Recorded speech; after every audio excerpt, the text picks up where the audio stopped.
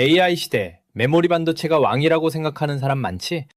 근데 구글이 그 왕자를 흔들 논문 한 편을 던졌어. 삼성전자 주가 마이너스 4.71%, SK하이닉스 마이너스 6.23%, 하루아침에 한국 반도체 대표 선수들이 휘청거렸어. 왜 이런 악재가 터진 걸까? 놀랍게도 시작은 구글이 공개한 터보컨트라는 기술 논문 한 편이야. 이 생소한 기술 하나가 대한민국의 반도체 심장을 왜 철렁거리게 했는지 지금부터 알려줄게.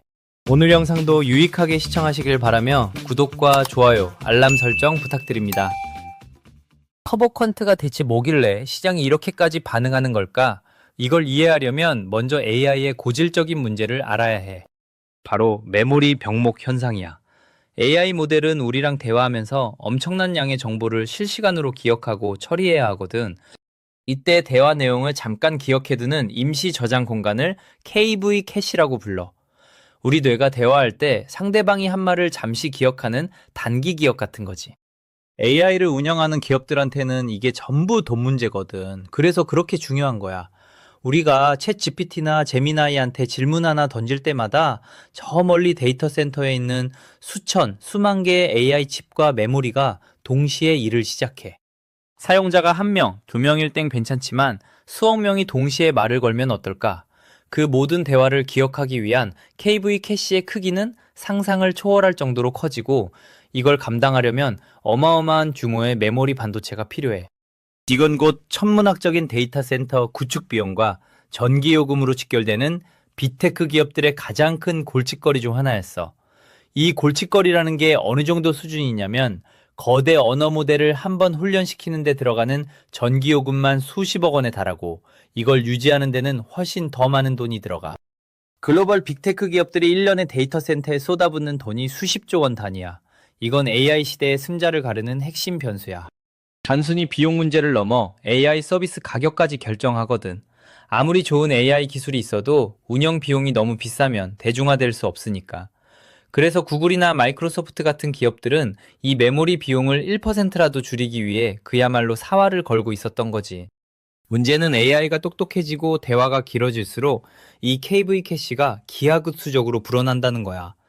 똑똑한 AI일수록 더 많은 걸 기억해야 하니까 결국 메모리가 꽉 차서 AI 전체의 속도가 느려지는 병목 현상이 생겨.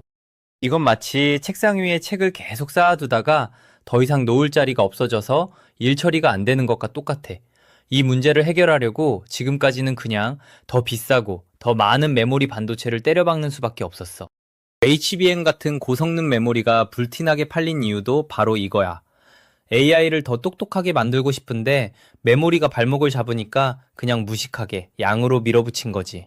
근데 구글의 터보컨트는 발상을 완전히 바꿨어. 더 큰 책상을 사는 게 아니라 책의 글자를 아주 작게 압축해서 부피를 줄여버리는 방식을 쓴 거야. 팩터 양자화라는 기술로 데이터 자체를 아주 효율적으로 압축해버리는 거지. 중요한 정보는 거의 잃지 않으면서 KV 캐시가 차지하는 메모리 공간만 획기적으로 줄이는 데 성공했어. 이건 AI의 작동 방식 자체를 바꾸는 게임 체인저가 될 수 있어. 단순히 메모리를 아끼는 수준이 아니라는 뜻이야. 지금까지 하드웨어의 물리적 한계에 맞춰 소프트웨어를 개발했다면 이제는 소프트웨어 기술로 하드웨어의 한계를 뛰어넘으려는 시도가 시작된 거야. 그럼 터보컨트의 성능이 어느 정도일까? 구글 연구진이 논문에서 밝힌 숫자는 시장을 충격에 빠뜨리기에 충분했어. 구글의 AI 모델 젬마와 프랑스 스타트업의 미스트랄 모델에 터보컨트를 적용했더니 데이터 손실 거의 없이 KV 캐시 용량을 최소 6분의 1로 줄이는 데 성공했어. 메모리 사용량이 80% 이상 줄어든 거야. 이게 얼마나 대단한 거냐면 예를 들어 자동차 100대가 꽉 막혀있던 6차선 도로가 있다고 생각해봐. 터보컨트는 마법처럼 자동차 100대를 전부 자전거 100대로 바꿔서 1차선 도로만으로도 쌩쌩 달리게 만드는 것과 같아. 도로를 6분의 1만 쓰는데도 같은 수의 운송수단이 훨씬 빠르게 움직이는 거지. 기업 입장에서는 6차선 도로를 유지할 필요가 없으니 도로 건설비와 유지비를 엄청나게 아낄 수 있게 되는 거야. 근데 이게 끝이 아니야. 진짜 충격은 속도였어. 엔비디아의 최신 AI 칩인 H100 GPU에서 돌렸을 때 처리 속도가 최대 8배나 빨라졌다고 밝혔어. H100은 지금 없어서 못 파는 AI 시장의 제왕이거든. 개당 가격이 5천만 원을 훌쩍 넘고 이걸 사려고 빅테크 CEO들이 직접 엔비디아 CEO한테 줄을 설 정도야. AI 시대의 권력을 상징하는 칩이지. 그 칩 위에서 메모리는 훨씬 적게 쓰면서 속도는 8배나 빨라지는 괴물 같은 효율을 보여준 거지. 이건 단순히 우리 기술 좋아요 수준의 발표가 아니야. AI 시장의 가장 비싸고 핵심적인 자원인 메모리와 GPU를 훨씬 효율적으로 쓸 수 있는 방법을 찾았다는 선언이거든. 구글은 여기서 멈추지 않았어. 앞으로 자사의 주력 AI 모델인 제미나이와 구글 검색에도 이 기술을 적용할 수 있다고 했거든. 이건 그냥 실험실 수준의 기술 자랑이 아니야. 네. 당장 구글의 핵심 서비스에 적용해서 AI 운영 비용을 극적으로 낮추겠다는 선언이나 마찬가지였어. 전 세계 데이터 센터를 운영하는 빅테크 입장에서 보면 이건 천문학적인 비용을 아낄 수 있는 황금 열쇠나 다름없지. 이런 기술적 성취가 발표됐을 때 월스트리트와 여의도의 분석가들은 단순히 와, 기술 좋다고 박수만 치지 않아. 그들은 즉시 계산기를 두드리기 시작했지. 그래서 이 기술로 누가 돈을 잃고 누가 돈을 벌게 되는가? 바로 다음날 전 세계 메모리 반도체 시장은 공포에 휩싸였어. 이 냉정한 질문에 대한 답이 바로 그 시작이었지. 이 소식이 전해지자마자 시장의 계산기는 바쁘게 돌아가기 시작했어. 잠깐만, AI 하나 돌리는데 필요한 메모리가 6분의 1로 줄어든다고? 그럼 앞으로 메모리 반도체가 지금보다 덜 팔리는 거 아니야? 이 단순하지만 강력한 공포가 시장을 그대로 덮친 거야. 지금까지 AI 시장의 성장은 더 똑똑한 AI 이걸 더 많은 메모리 필요라는 공식 위에 서 있었거든. 근데 터보컨트가 그 공식을 깨버릴 수 있다는 가능성을 보여준 거지. 투자 시장은 미래의 가능성을 먹고 사는 곳이야. 당장 내일 메모리 주문이 끊기는 게 아니더라도 5년, 10년 뒤 메모리 반도체의 성장성에 의문부호가 찍히는 순간 주가는 그걸 즉시 반영해버려. 품의 방아쇠를 당긴 건 하나의 불안감 때문이었어. 삼성전자와 SK 하이닉스의 핵심 성장 동력이었던 AI 특수가 생각보다 일찍 끝날 수도 있다는 불안감 말이야. 지금까지는 메모리 제조사들이 갑의 위치에서 공급량을 조절하며 가격을 이끌었다면 앞으로는 구글 같은 소프트웨어 기업이 기술로 수요 자체를 조절하며 시장의 판도를 바꿀 수 있다는 신호로 받아들여진 거지. IT 전문 매체 테크크런치는 이렇게 평가했어. 터보퀀트가 메모리 수요를 줄이는 구조를 만들 수 있다고 말이야. 사이버 보안 기업 클라우드 플레어의 CEO 매튜 프린스는 이걸 구글의 딥시크 모멘트라고 표현했지. 중국의 딥시크라는 회사가 저비용으로 고성능 AI를 만들 수 있다는 걸 보여준 것처럼 구글이 메모리 비용 문제를 해결할 길을 열었다는 의미야. 이 공포는 즉시 주가에 반영됐어. 구글이 논문을 공개한 다음 날인 2026년 3월 25일 미국의 메모리 대표주자 마이크론 테크놀로지 주가가 3.4% 하락했고 불똥은 태평양을 건너 한국으로 그대로 튀었지. 다음날 한국 증시가 열리자마자 삼성전자는 4.71%, SK하이닉스는 6.23%나 급락했어. 특히 이 두 기업은 전 세계 메모리 반도체 시장의 70%를 차지하는 절대 강자야. AI 시대의 가장 큰 수혜주로 꼽혔는데 그 성장 스토리에 금이 갈 수 있다는 우려가 한꺼번에 터져 나온 거지. 이게 왜 그렇게 치명적이었냐면 삼성전자와 SK하이닉스의 미래 성장 스토리는 사실상 AI용 고성능 메모리, 특히 HBM에 전부 걸려 있다고 해도 과언이 아니었기 때문이야. 스마트폰이나 PC 같은 전통적인 시장은 이미 성장이 멈춘 지 오래고 오직 AI 서버 시장만이 폭발적으로 성장하며 이들의 실적을 견인하고 있었거든. 투자자들은 AI가 발전할수록 메모리는 무조건 더 많이 필요하다는 믿음 하나로 이 회사들의 주식을 사모았어. 그런데 터보컨트는 그 믿음의 가장 단단한 기반을 흔들어 버린 거야. 당장 매출이 줄지 않더라도 미래에 기대했던 폭발적인 성장이 꺾일 수 있다는 가능성만으로도 주식을 팔 이유는 충분했던 거지. 이 숫자들의 진짜 무서움은 하락률 그 자체가 아니야. 시장이 얼마나 불안에 떨고 있었는지를 보여주는 증거거든.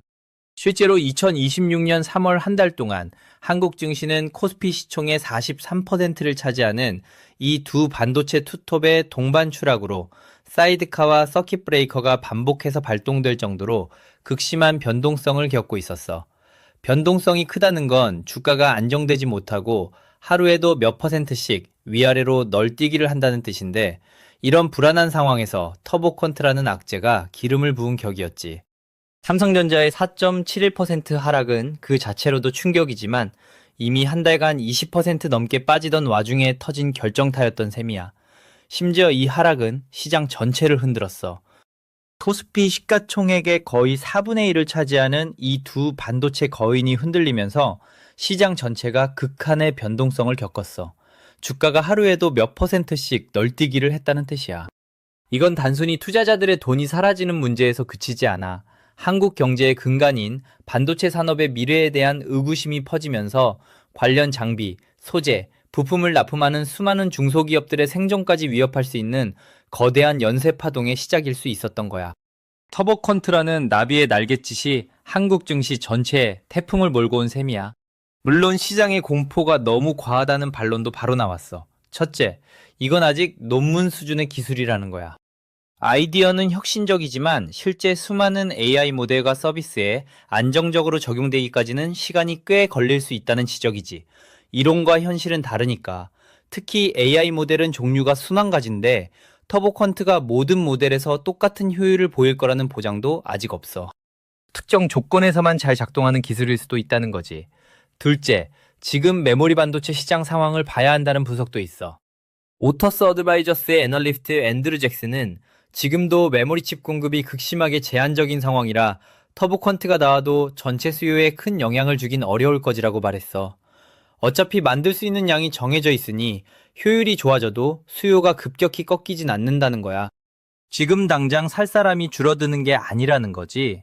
이게 무슨 말이냐면 지금 AI 시장은 메모리가 없어서 서비스를 못 돌리는 철저한 공급자 우위 시장이라는 거야.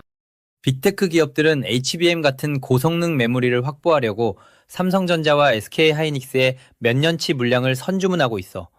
이런 상황에서 메모리 효율이 6배 좋아진다는 건 이제 메모리 6분의 1만 사야지가 아니라 같은 돈으로 6배 더 똑똑한 AI를 만들 수 있겠네? 라는 계산으로 이어진다는 분석이야. AI 성능 경쟁은 끝이 없기 때문에 효율화 기술이 오히려 경쟁을 더 부추겨서 한정된 메모리를 더 차지하려는 쟁탈전으로 이어질 수 있다는 거지. 근데 진짜 반전은 세 번째 주장에 있어. 오히려 장기적으로는 메모리 반도체 시장에 엄청난 호재가 될 거라는 분석이야. KB증권의 김일영 연구원은 적은 메모리로 더 많은 정보를 처리할 수 있게 되면 AI 모델의 사용 범위가 훨씬 넓어질 것이라고 봤어. JP모건 트레이딩 데스크 보고서도 비슷한 평가를 내렸지. 메모리 효율이 개선되면 결국 더 많은 데이터 처리로 이어진다는 거야. 다시 말해 AI 기술의 문턱이 낮아지는 효과를 가져온다는 거야. 지금까지는 막대한 자본을 가진 빅테크 기업들만이 초거대 AI를 개발하고 운영할 수 있는 그들만의 리그였다면 터보컨트 같은 기술은 더 적은 자본을 가진 스타트업이나 연구기관도 고성능 AI를 개발할 수 있는 길을 열어줄 수 있어. AI 기술의 민주화가 일어나는 거지. 그렇게 되면 AI를 활용한 새로운 서비스와 애플리케이션이 지금보다 훨씬 더 많이, 더 빠르게 쏟아져 나올 거야. 마치 인터넷 속도가 빨라지면서 유튜브나 넷플릭스 같은 새로운 산업이 생겨난 것처럼 말이야. 결국 파이 자체가 커지면서 메모리 시장의 전체 규모는 단기적인 수요 감소 우려를 상쇄하고도 남을 만큼 성장할 거라는 낙관론이야. 이건 마치 고속도로 차선이 넓어지는 것과 같아. 차선이 2배로 넓어지면 당장은 교통체증이 풀리지만 결국 더 많은 차가 도로로 나오면서 전체 교통량은 예전보다 훨씬 더 늘어나잖아.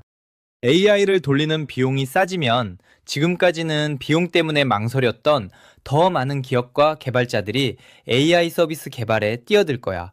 예를 들어 지금은 스마트폰에서 아주 제한적인 AI 기능만 쓸 수 있지만 터보컨트 같은 기술 덕분에 메모리 사용량이 줄면 훨씬 고도화된 AI 비서가 스마트폰에 기본으로 탑재될 수 있어.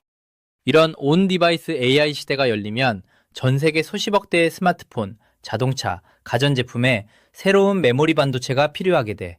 결국 전체 메모리 반도체 수요는 지금과는 비교도 안 될 만큼 커질 수밖에 없다는 거지. 이건 특정 종목을 추천하는 영상이 아니야. 시장의 거대한 흐름이 어떻게 바뀌고 있는지 그 구조를 보자는 거지. 지금 시장은 거대한 질문 앞에 서 있어. 터보컨트는 메모리 반도체 시대의 종말을 알리는 신호일까? 아니면 새로운 르네상스를 여는 열쇠일까? 이번 사태의 본질은 단순히 메모리를 더 쓰냐 덜 쓰냐의 문제가 아니야. 이건 AI 시장의 주도권을 누가 줄 것인가를 둘러싼 거대한 힘겨루기의 시작이야. 지금까지는 엔비디아, 삼성전자, SK 하이닉스 같은 하드웨어 제조사들이 칩과 메모리를 공급해야만 AI 서비스를 돌릴 수 있었어. 하드웨어가 판을 깔아주면 구글, 마이크로소프트 같은 소프트웨어 기업이 그 위에서 노는 구조였지. 그런데 터보컨트는 소프트웨어 기술 하나로 하드웨어의 중요성을 뒤흔들 수 있다는 걸 보여줬어. 플랫폼을 가진 자가 하드웨어 시장까지 좌지우지하려는 거대한 권력 이동의 신호탄인 셈이야. 지금 봐야 할 건 두 가지야. 첫째, 앞으로 열릴 ICLR 같은 주요 AI 학회에서 구글이 밝힐 상용화 로드맵의 구체성. 2026년 4월 23일 브라질에서 열리는 이 학회 발표가 분수령이 될 거야. 정말 구글 서비스에 바로 적용할 건지, 기술의 한계는 없는지 분명해질 거야. 둘째, 엔비디아나 아마존, 마이크로소프트 같은 다른 빅테크 기업들이 이 기술에 대해 내놓을 공식 반응. 이들이 터보컨트를 채택할지, 아니면 우리도 비슷한 거 개발 중이라며 다른 대안 기술을 내놓을지에 따라 판이 완전히 달라질 수 있어. 결국 핵심은 대응이야. 이 기술 쇼크 앞에서 한국의 반도체 기업들이 어떤 전략을 내놓을지가 우리 미래를 결정할 거야. 단순히 메모리를 더 많이 파는 전략에서 벗어나 스스로 데이터를 더 효율적으로 처리하는 새로운 방식의 메모리를 개발하거나 구글 같은 소프트웨어 기업과 협력해서 새로운 생태계를 만드는 식의 전략적 변화가 필요한 시점이지. 단순히 메모리를 더 작고 빠르게 만드는 기술 경쟁을 넘어 PIM처럼 메모리 반도체 자체의 연산 기능을 통합해 데이터 처리 효율을 극대화하는 새로운 아키텍처를 주도해야 할 수도 있어. 혹은 특정 AI 모델에 최적화된 맞춤형 메모리 솔루션을 구글이나 엔비디아와 공동으로 개발해서 단순 부품 공급업체가 아닌 핵심 파트너로 자리매김하는 전략도 필요하지. 더 이상 범용 제품을 많이 파는 규모의 경제가 아니라 소프트웨어와 결합해 특정 문제를 해결해주는 가치의 경제로 전환해야 한다는 강력한 신호일 수도 있다는 거야. 이 두 가지가 움직이는 순간이 이 판의 방향이 정해지는 순간이야. 터보컨트 쇼크는 끝난 게 아니야. 오히려 AI 하드웨어 전쟁의 2라운드를 알리는 신호탄에 가까워. 시장의 공포가 과했는지 아니면 거대한 변화의 시작이었는지 그 진짜 모습은 이제부터 드러나기 시작할 거야. 오늘 이야기가 도움이 됐다면 구독과 좋아요 잊지 말고 눌러줘. 궁금한 경제 이슈나 다뤄줬으면 하는 주제가 있다면 댓글로 남겨줘. 경제 참견답게 앞으로도 끝까지 참견해줄게.